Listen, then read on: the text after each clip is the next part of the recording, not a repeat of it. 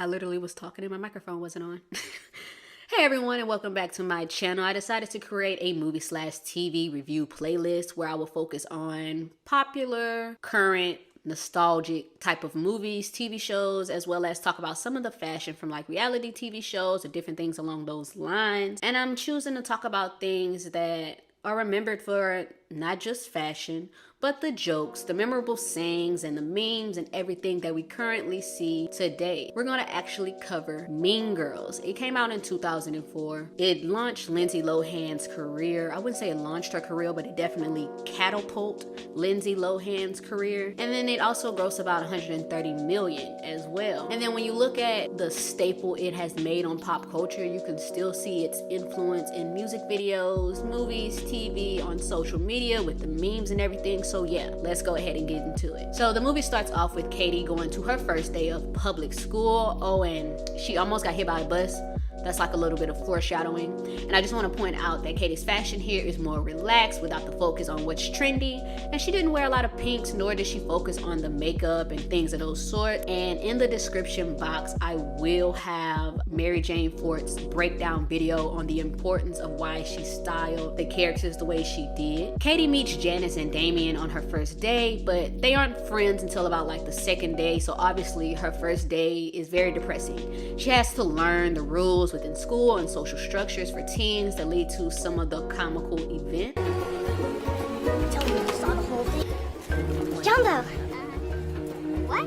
Then while Katie and Janice and Damien are outside skipping class, they're introduced to the plastic. No, not this plastic. I'm a Barbie girl in the Barbie world, laughing plastic. Oh my goodness. Not that plastic either. These plastics. There's Karen. She asked me how to spell orange. Gretchen. Knows everything about everyone. That's why her hair is so big. It's full of secrets. And Regina. Where shall we begin? Megan Thee Stallion is flawed. Are we really doing this again? Orange is flawless. She has 2 Fendi purses and a silver Lexus. I hear her hair is insured for $10,000. Finally, we got that part right. So Regina is the ringleader. The other two basically follow whatever Regina says or does. A day later, Katie meets the plastic personally because of this idiot here. I want to point out that the table assigned to each social group, it's something that exists in high school but doesn't exist at the same time. Let me break that down. The social constructs that are within the high school are definitely there, but I don't think it was to that extreme. So that's why I say it's there, but it's not there at the same time. And this movie also made me think that this is exactly what high school was going to be like. And well, it really wasn't. I mean, a movie, all movies make us feel like it's going to end up being that way. But anyways, Regina basically vets Katie and gives the backhanded compliments we know her for. And then we go into the iconic line.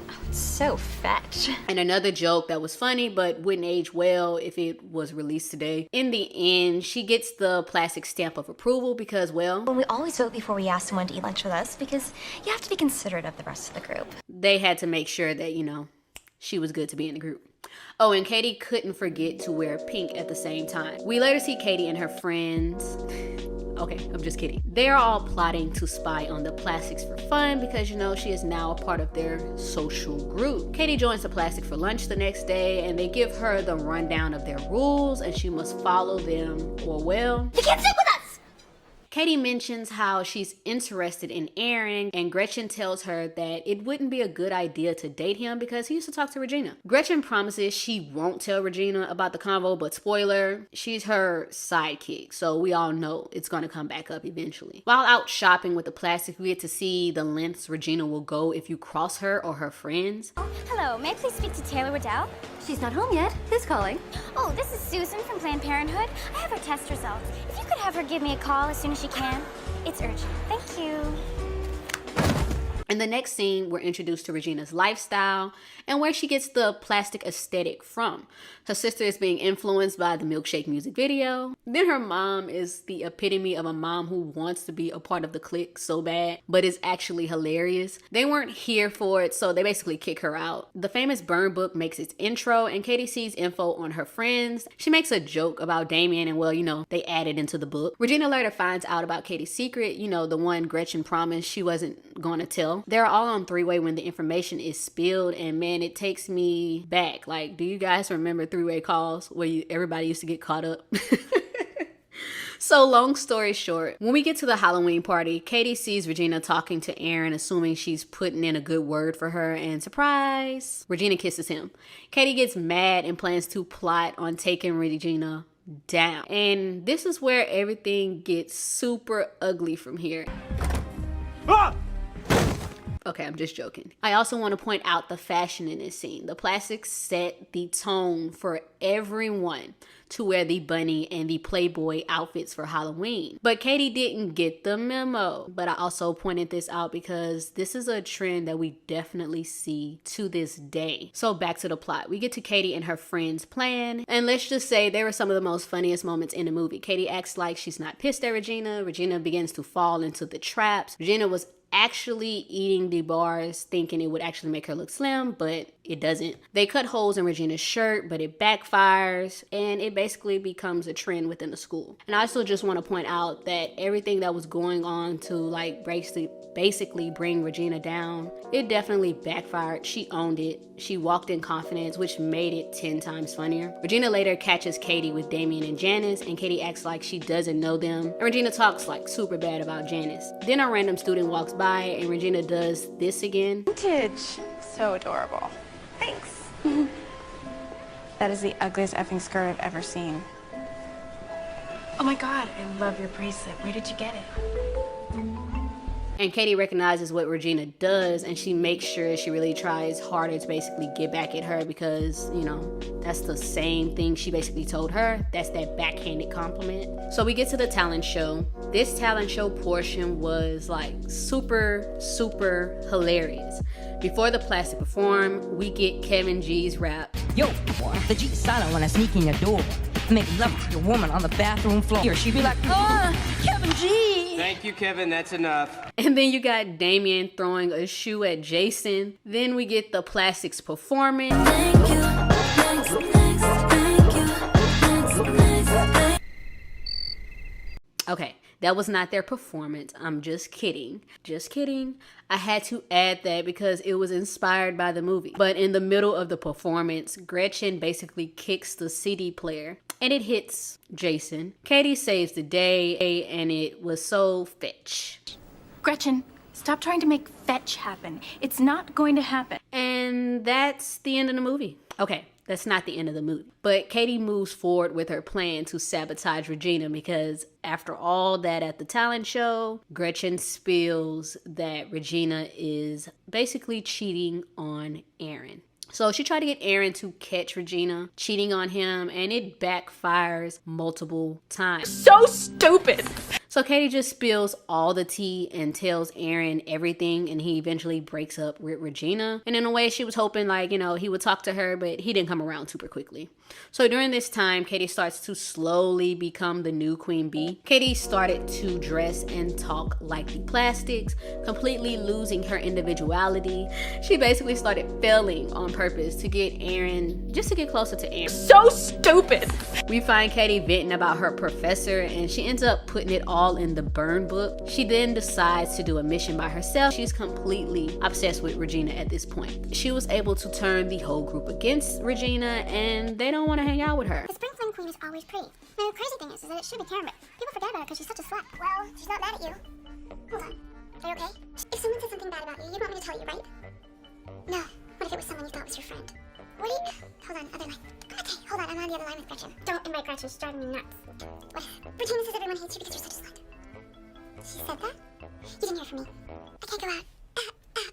I'm sick. Back at lunch, Regina isn't following the plastics rules, so you know what's next. Can't sit with us! Katie throws a party and she doesn't invite Regina, Damien, or Janice. Like, she's definitely like dogging Janice and Damien out at this point. They all hate her now. Aaron finds out about Katie lying and failing, and he doesn't care for her personality, and he basically told her that was stupid. So, you know, he's out. Regina catches them. Janice sees her. Janice reads Katie for filth. Buddy, you're not pretending anymore. You're plastic. Cold, shiny, hard plastic. You know what? You're the one who made me like this so you could use me for your 8th grade revenge. God, see, at least me and and Regina George know we're mean. You try to act like you're so innocent. And then Regina plans her revenge because she finds out not only are you trying to get with Aaron, not only did you lie and not invite me, not only did you turn my friends against me, you're feeding me these bars that's making me gain weight. And she wreaks havoc. In the beginning of the movie, we seen how she does people when they cross her or her friends. So of course her next move was lethal. Do not trust her. She is a ugly.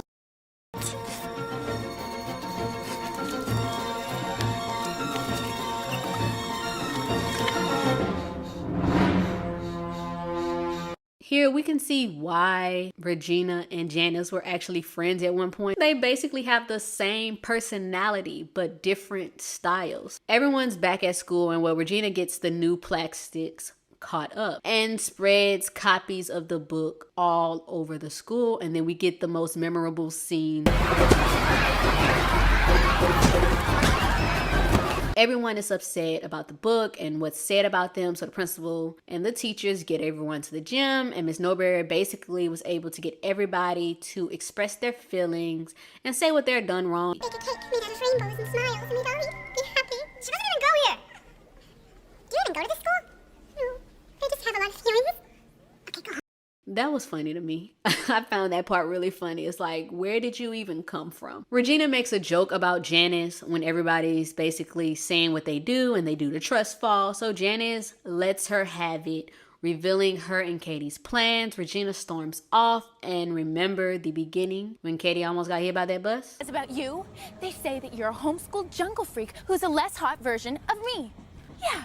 So don't try to act so innocent. You can take that fake apology and shove it right up your hairy... She's in a hospital. Katie gets blamed for it. Some people believe she did it. Others think she didn't. And now Katie has to come clean and take responsibility for the book so that Miss Norberry doesn't go to jail for possibly selling drugs. She joins the mathletes to win the event and goes to the spring fling dance. Katie wins, gives her Emmy-winning speech.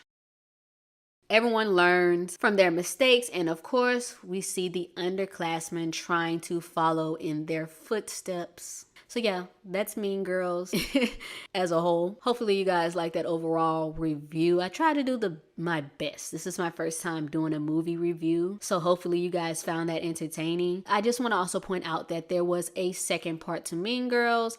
I haven't seen it, but I hear that it really wasn't that well. So maybe I'll check that out and I'll review that for you guys. Hopefully, you know, it's interesting enough for me to get through it. Thank you all for watching, and let me know what other movie you would like me to review that you feel is nostalgic or iconic. And I'll see you all next time.